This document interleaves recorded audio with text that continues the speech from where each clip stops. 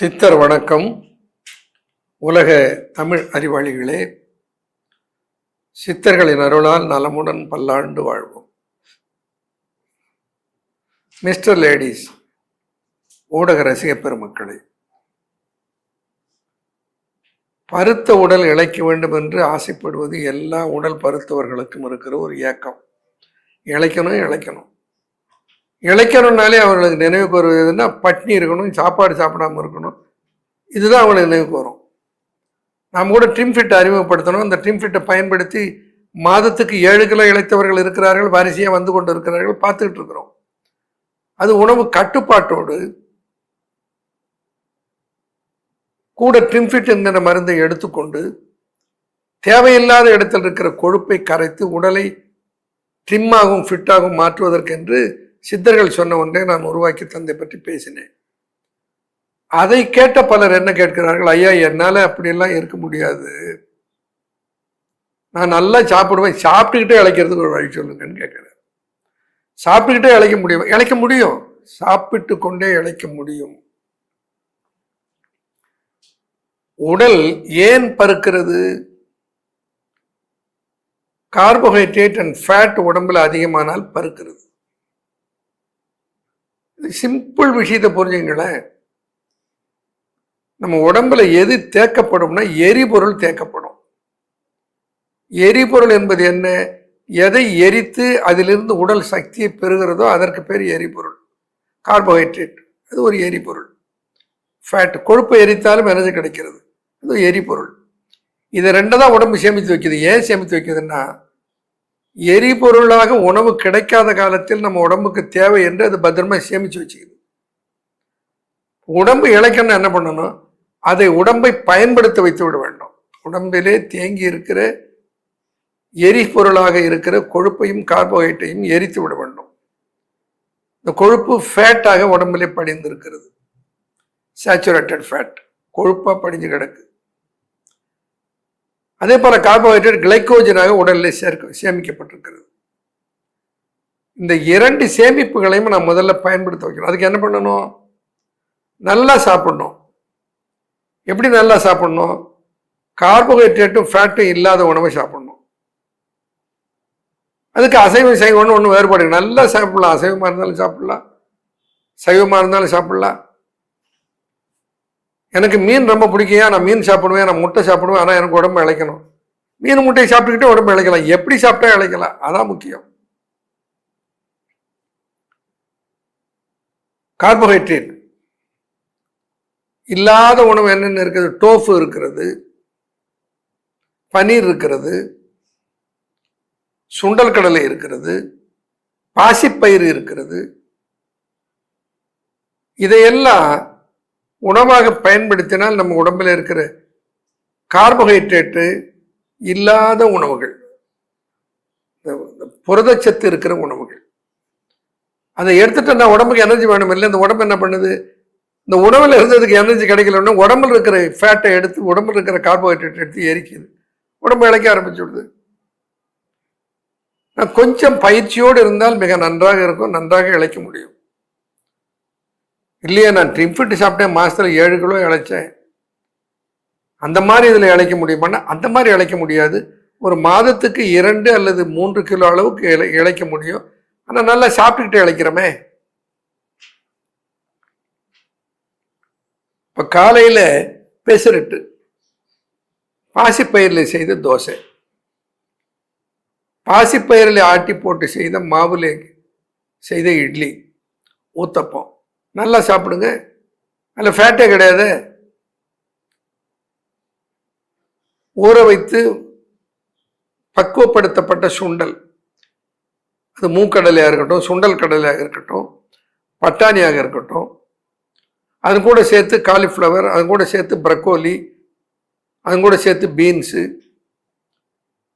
இவைகளெல்லாம் அவித்து ருசிக்கு வேண்டிய அளவுக்கு மிளகுத்தூள், உப்பு சேர்த்து நன்றாக சாப்பிடலாம்.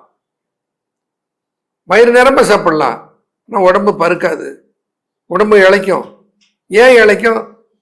கார்போஹைட்ரேட் இல்லை, உடம்புல இருக்க கார்போஹைட்ரேட் உடம்பு எடுத்து பயன்படுத்தி கொள்ள போகிறது. சிம்பிள். இப்போ காலையில் டிஃபன் சாப்பிடுவதற்கு அசைவ உணவு சாப்பிடுவர்களாக இருந்தால் கோழி முட்டை வெண்கரு, கோழி முட்டை அவிச்சிட்டு வெண்கருவை சாப்பிட வேண்டியது. எத்தனை சாப்பிட்றது? ஒரு 4 சாப்பிடுங்க, பசி தானே அடங்கி போகிறது. நாட்டுக்கோழி, எண்ணெயில் சேர்த்து வறுக்காத அவித்த கோழி, நாட்டுக்கோழி, அது ருசிக்கு வேண்டிய அளவுக்கு அதுக்கு உப்பு, மிளகுத்தூள், காரம் சேர்த்துக்கோங்க. உப்பை மட்டும் அதிகமாக சேர்க்காதீர்கள். இப்போ கோழியை சாப்பிடலாம், எண்ணெயில் போட்டு வறுத்து சாப்பிடாதீங்க. சிக்கன் 65 செய்து எண்ணெயோடு சேர்த்து சாப்பிடாதீங்க. எண்ணெய் இல்லாமல் செய்த சிக்கன் சாப்பிடுங்க. உடம்பு இளைக்கிறதுக்கு சாப்பிடுங்க. உடம்பு இளைக்கிறதுக்கு முட்டை சாப்பிடுங்க. உடம்பு இளைப்பதற்கு மீன் சாப்பிடுங்க. அசைவ உணவு சாப்பிட்டா உடம்பு பருத்துறோம்னா, இப்போ அசைவ உணவு சாப்பிட்ற சிங்கமும் புலியும் பருத்து போய் கிடக்கிறது. சைவ உணவு சாப்பிட்டா உடம்பு இழைச்சி போயினா சைவ உணவு சாப்பிட்ற யானை இழைச்சி போயா இருக்கிறது.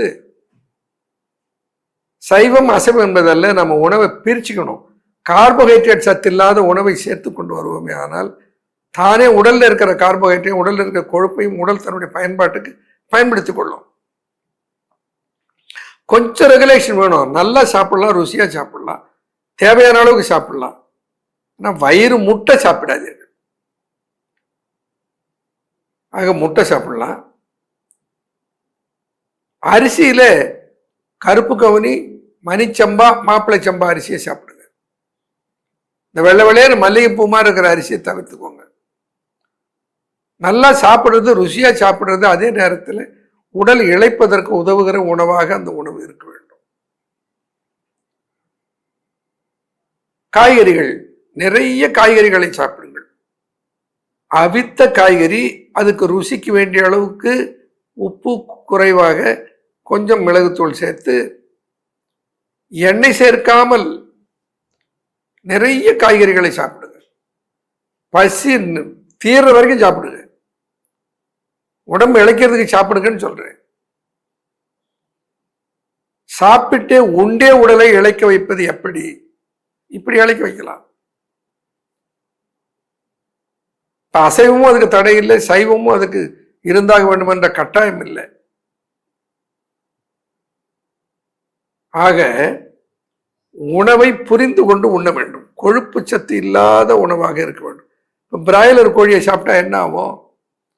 பிராய்லர் கோழியில அவ்வளவு தூரம் கொழுப்பு சத்து இருக்கிறது. இதை தவிர்த்து ஒன்று நாட்டுக்கோழி சாப்பிட்டுக்கலாம். அதே மாதிரி மீன் என்று வந்தால் சின்ன மீன்கள், காரப்பொடி, மத்தி, சங்கரா, நெத்திலி, இந்த மாதிரி வகையை சார்ந்த சின்ன மீன்கள், அதுல கொழுப்பு சத்து கிடையாது. இந்த சின்ன மீன்களை குழம்பு வைத்து அந்த சின்ன மீன் குழம்போடு சேர்த்து இந்த சின்ன மீன்களை சாப்பிடுவது வயிறு நிரம்ப சாப்பிடலாம். உடம்பு பருக்கவே பருக்காது, உடம்பு இளைக்கும். உண்டே உடம்பை இளைக்க வைக்க முடியுமான்னா முடியும். ஆனா இப்படி உணவை தேர்ந்தெடுத்துக் கொள்ள வேண்டும். ரொம்ப சிம்பிள் ஃபார்முலா. என்ன இவ்வளவு எளிமையா சொல்றேன்னு நினைக்காதீங்க. ரொம்ப சிம்பிள் ஃபார்முலா, பின்பற்றுவது ரொம்ப எளிது.